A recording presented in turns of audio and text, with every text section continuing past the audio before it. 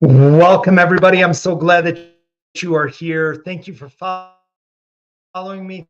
Thank you for being a part of this incredible show. What we're talking and what this approach that we're going after is your mindset. This is essentially the power that you are. Yes, you are a very powerful individual, more powerful than you could ever possibly imagine. And so what happens is so often is our mindset gets in the way towards our desire of what we want. And since we've been diagnosed with a dis-ease, we think more about our limitations. We think more about what is not going to happen. We're thinking more about, oh, this is what the doctor said. This is going to be the progression of this dis-ease. And then we begin to follow it. And it creates something called the nocebo effect within us, which actually has been proven by science. And so with that nocebo effect, our doctor could tell us, oh, in 6 months, you're going to be in a wheelchair. And then we get thinking about that. We allow that fear to come over and we start dictating it. We probably say it to our spouses, our partners, loved ones around us, friends. Well, this is what the doctor said. I'm really worried that this can happen. And that fear creates a specific energy within us. And if we are just all these beautiful, energetic beings, then we can take a look at it as what are our thoughts? Because where we think, what our thought is in that moment, our mindset is where our thought goes, our energy flows, and we create it within our lives. Now, we can use this in multiple contexts. And this has happened in your life. You just weren't aware of it in that moment. So, for example, when I grew up, I'll tell a story about myself a little bit, is that when I grew up with three sisters, and one of my sisters was very intelligent. She was very good at math. She was very good at everything she did. And then being the second one, I regularly told myself since a young age, I'm not smart enough. I'm not as smart as she is. And this is all preconceived notions that I created. I had teachers at that point then say to me, well, you're not as good at this as your sister is. Well, you don't have that. And then I'd get a test back, and that test would come back and tell me, hey, you didn't do well. You got a barely passing grade on this test. So then it reinforced that mindset. So I took this into my life and that every time I came upon a math problem, the first thing I thought was, oh, I'm not very good at this. So then I wouldn't even try. I wouldn't even go towards it. And so every time it came to me, I kept getting more of that reinforcing thought that I'm not good at math under that context. So really, it was just a thought. I am as good at math as her. I am as good at anything. And you are great. You have the ability to heal your body from within. You have this innately within you. But what do you tell yourself every day? Do you tell yourself that you can't? Do you talk yourself out of it? Do you sit into another context and say, oh, I'm not good at this, or this is what the doctor said, and this is what's going to happen? Because then you are predictating an outcome that hasn't happened yet. You are basically creating that reality around you. So if you think I'm full of it, try it. Try it for a day. Try it for the next hour. Try it for the next 5 minutes. Begin thinking about something different that you want to create. Begin thinking about your possibility. I know my body has this ability. I've seen other individuals do this. I watched this guy, Matt Rowe, on YouTube, and he overcame primary progressive multiple sclerosis after his doctor told him 8 years ago that he was 6 months away from a wheelchair. I'm not special. And the beautiful part is I see other individuals do this too in a very powerful, powerful way. But They had to allow themselves to begin thinking differently. Essentially, you are allowing yourself to heal.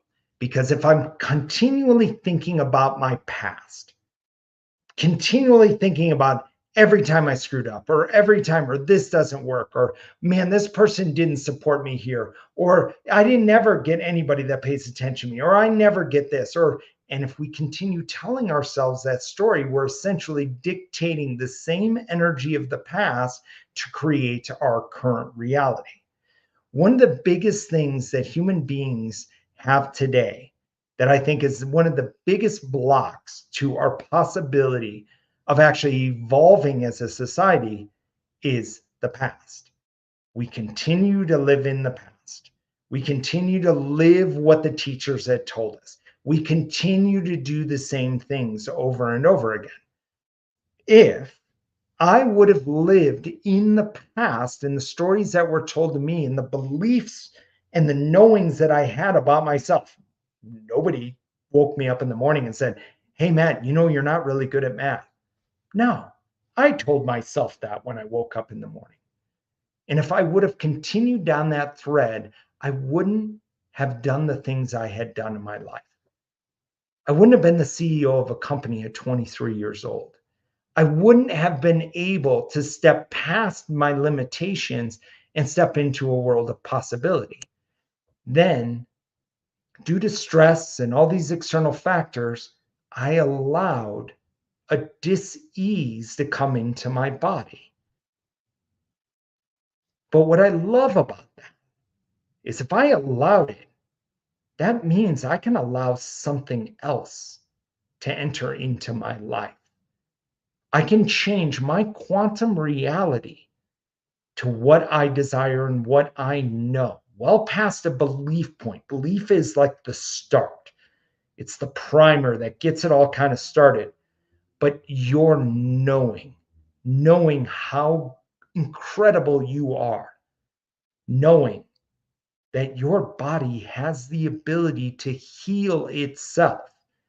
There's been multiple people around the world that have done this. If you don't believe me, read the book Dying to Be Me by Anita Marajani. She had stage 4 cancer and died of complete organ failure. Through her near-death experience, she released her fear of death. And when she came back and was revived, she cured cancer 6 months later. After they said, "You can't do this." So your body has an ability to do it.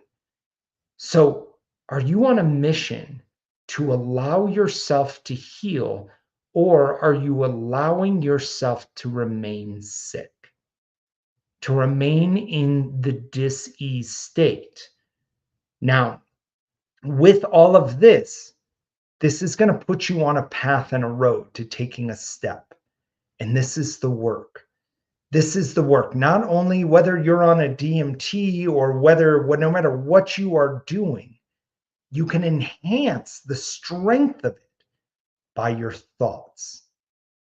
This is why the placebo effect is so powerful, and they teach it in medical school. The placebo effect, and actually all scientists know about the placebo effect because it's 41% effective. So that means I can give you a sugar pill, and if you know that what you are receiving is going to heal your body, even as you ingest that pill, you're like, "Oh, this is going to be the cure for multiple sclerosis. This is going to heal me." 41% of the time, it will. This is the power of your mind. This is the power of your mindset. Because in the beautiful thing that has been said to us, and I believe Henry Ford had said it first, whether you believe you can or believe you can't, you're right. So what are you going to allow? What are you going to allow in the next state? Because in this space, you can allow your body to begin healing. And different teachers and different people will show up inside of your life to actually help this journey that you are going to be on of healing. But it's your choice to step on the path or not. So I want to thank all of you for watching me today. I want to thank all of you for being a part of this. If you found this powerful, send it out to somebody else. Share this video with somebody. And because when you do that, you're sharing your own possibility in your own heart and your own love. So I love you all.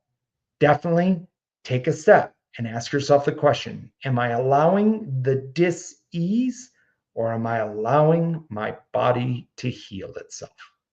I love you all, and I'll see you soon.